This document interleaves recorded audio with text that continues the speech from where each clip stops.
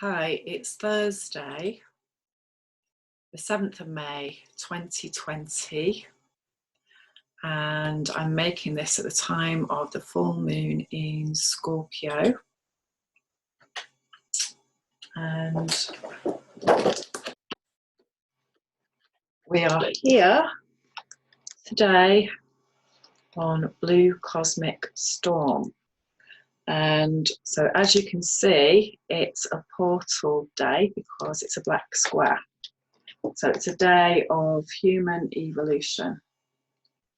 And Blue Storm is the 19th Mayan sign, which is very key. So when you add those together, it gives you number 1. So it's an initiator. And I offer you that this is what this time is all about. It's about the emotional evolution and understanding how our emotional mind works, which is very key to my work and what I'm passionate about sharing.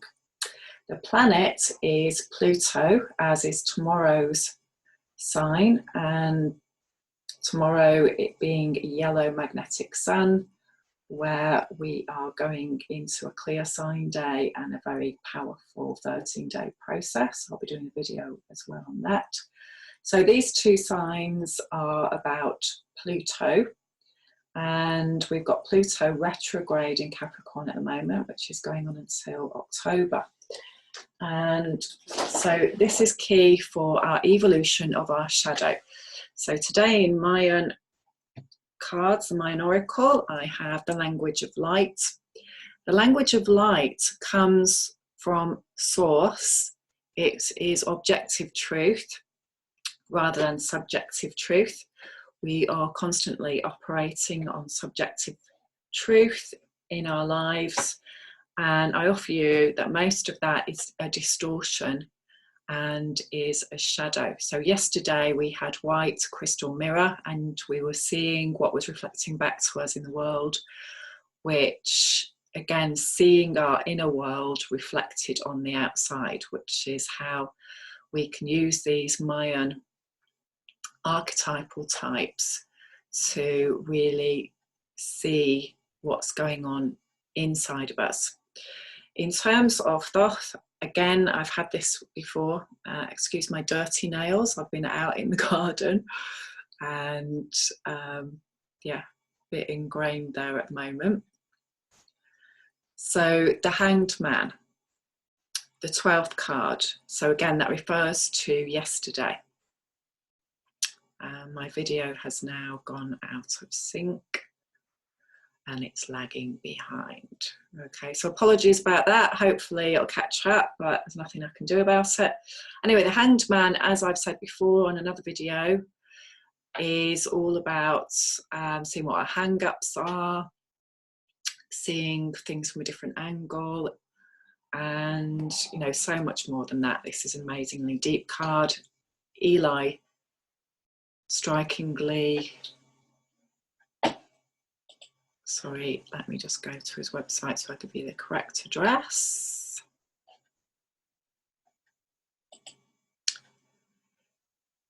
EliTarotStrikingly.com. Okay, so again, it's what this enforced state that we're having at the moment is allowing to happen for us, because this is very key to today and the moon in Scorpio, the full moon. What are our addictions? There's a very heavy Neptune aspect as well at the moment.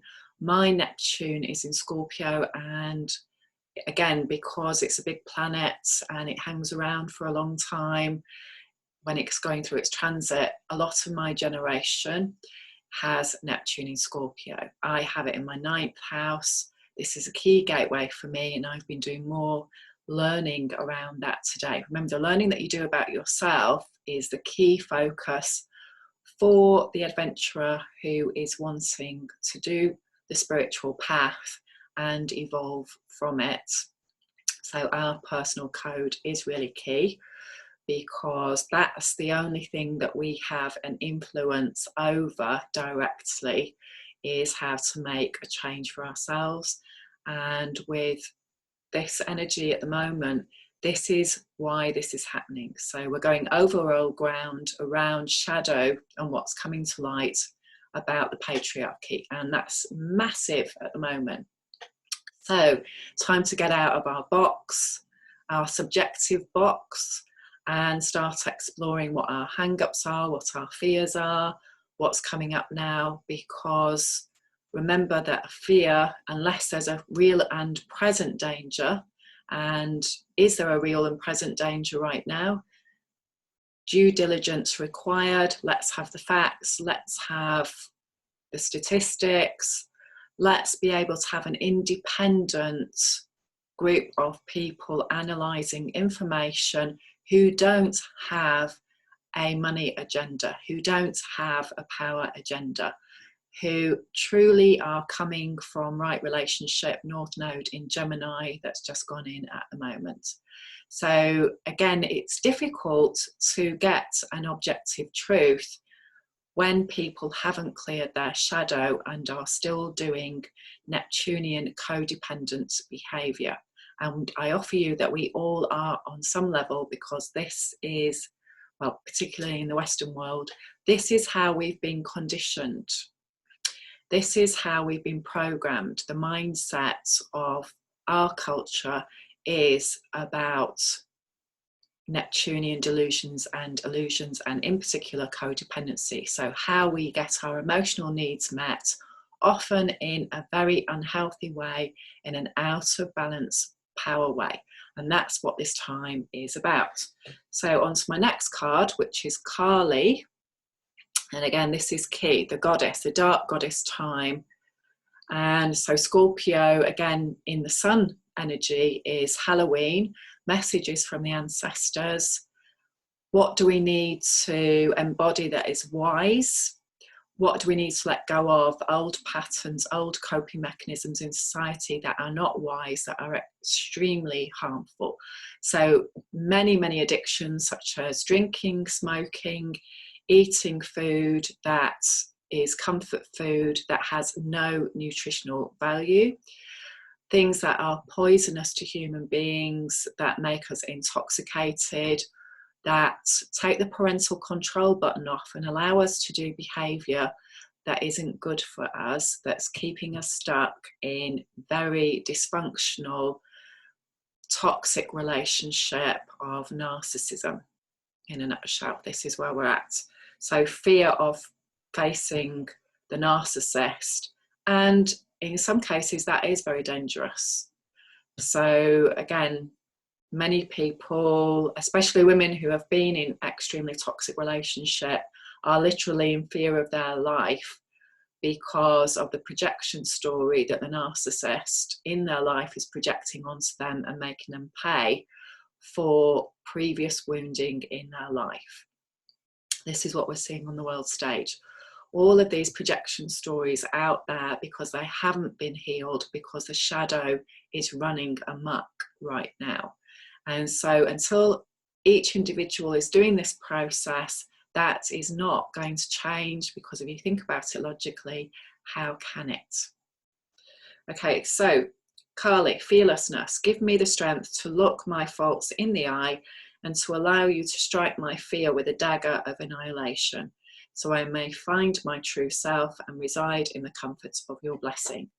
So what I offer you is, at this time, it's look back over the last 12 days and focus on what needs to shift for yourself. Where have you been out of your emotional center? What's triggered you? What is this a repeat of, a story from your childhood? How can you heal it and let go of it and heal your emotional mind to completely release it? Now, in my line of work, I meet a lot of people who have been doing years and years of personal discovery, personal development, and lots of different modalities around that. And this is what I offer you. So have I. And until I came across emotional freedom technique, I realized that the other stuff that I'd been doing gave me an awareness, an intellectual awareness, a conscious awareness of my patterns you know, like using NLP techniques to become very aware of that, what my pattern was, what my story was. And once I initiated that, it was hugely powerful. I did training in Reiki, I did training in quantum touch, I did a holistic diploma in bodywork, aromatherapy. I was doing all of this around the same time over a period of several years. But the difference that made the difference is emotional freedom technique. And the reason why it is a difference is because it is, in my opinion, in my experience, essential to rewire the amygdala. So understand all your personal emotional trauma stories. Although people will tell you that you don't need to do that, you can use certain NLP techniques, you can use Reiki, you can use meditation. Yes, you can use all of those things, but it doesn't make you emotionally aware, and it doesn't heal your emotional trauma. So you can recalibrate your pattern and storyline, but it doesn't take it away. And I've personally watched this. I've had experience of this and watched people have their addiction, their attachments removed using NLP techniques, which are very powerful, but it hasn't actually addressed the reason why it was created in the first place, this need. And that person, because somebody else has done that for them, that is, I offer you, very disempowering, because they don't know how to do that for themselves. Emotional freedom technique is very empowering, because a person needs to learn how to do that for themselves, so they're not codependent on their therapist, first and foremost. Otherwise, we're just doing the same thing where a person feels that somebody else has to come in and do an intervention for them in order for them to heal. And that, in my opinion and experience, is absolutely not true. We can have people help us out with things until we get to a point of that level of skill ourselves. And that is essential. And people that I have worked with using emotional freedom technique, that has been the tool that's made the difference, because they've had years of interaction with people, intervention. They've had teams of mental health workers working with them. But when those people weren't there, they were stuck. And again, look at the medical model in the West. It's so disempowering in so many ways. It has its place, it has its role in terms of, yes, we need surgeons, yes, we need people with amazing knowledge and, you know, in-depth learning around biochemistry and nutrition and all of those things. And so that's very important, you know, that at some point, if we do need surgery, then we need very skilled people to do that. In terms of learning how we work on a personal level, on an individual level, that is so key. Learning how our body works. You know, we're not taught this at school. And again, these are, I believe, new systems that need to come in the future, where the focus is on self-empowerment. And of course, it hasn't been in the past, because all the structures that we have in Western society are not based on self-empowerment. They're based on a very small group of people being empowered and the rest of the population being disempowered in that imbalance. So, you know, new structures for the future, an individual learning about their personal pattern and code, their ancestral DNA. So, for example, when we say, oh, you've got a genetic predisposition because this has been in your family, you know, heart disease, cancer, etc. But that doesn't mean that that person is going to get that dis-ease if they understand why it was created and then start being proactive and not doing those behaviours. We need to have a huge shift around unveiling. But again, that will only happen when people do want to take personal responsibility for their well-being and move out of victim mode. So moving towards health. And this is difficult because when we've been doing a behaviour for a very long time, when all of our tribe are doing that behaviour, when our close family are doing that behaviour, it can be very, very difficult to move out of it. And if we don't move out of it, then we just carry on doing the same old story because that's how it works. So knowing your cosmic code is really useful because then you can start to understand why things happen at a certain time, how the planetary transits are affecting you. So to go back again to the full moon in Scorpio today, so this is directly on my Neptune in Scorpio in my 9th house. And so for me to be very aware of my delusions and illusions and what needs to constantly be let go of and released around my family patterning, because this is what I'm constantly attracting. And again, at the beginning of this journey of awareness and awakening to patterns and codes and core ancestral wounding that each one of us has, it can feel overwhelming, especially at full moon time. It can feel that how on earth are we ever going to change this? We can feel really sad, we can feel angry when we start to look at what behaviours we've been doing. And we can't change the past. We can change how we feel about it. That's what I offer you. And using emotional freedom technique really does that. So it's accepting what is. Key to any change process, we have to accept where we are right now and understand that we came at this time to turn this around on a personal level. Okay, so not outside of ourselves, and that everybody else is doing this process, whether they're aware of it or not, and to let go of everybody else. Remember, the only person that we can change is ourselves, and when we change, everything changes. So it can be a painful time to begin with because a lot of our experiences as human beings have been very painful up to now. And I offer you that this is divinely scripted and that this is changing now at this end of times so that new ones can begin. This apocalypse, the veil lifting for each one of us, and the healing. If you understand the science behind this and the amygdala, you will understand why it is so necessary, because all the old stories that are wired in there keep creating our present reality. And so if we don't heal them, they keep creating our present reality. They keep creating our future. And the paradox is, when we heal the past, we become more present and the future changes because of that. That's the paradox. So a lot of these old prophecies that were written had a particular mindset happening at that time.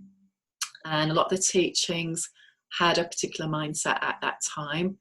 And now, if each one of us starts doing this process, the future will change because we change. So again, it's a different framework to look at. So back to the moon. So it's at 17 degrees in Scorpio, and the mountain abode of a hermit, a stronghold for secrets, hidden purposes, and inward streams to thrive and prevail. You live several lives in one, harbouring the brightest, the darkest, the strangest, and the most wondrous worlds. Accustomed to the shadows and to meditation, prayer, and extraordinary discipline, remaining in here forever.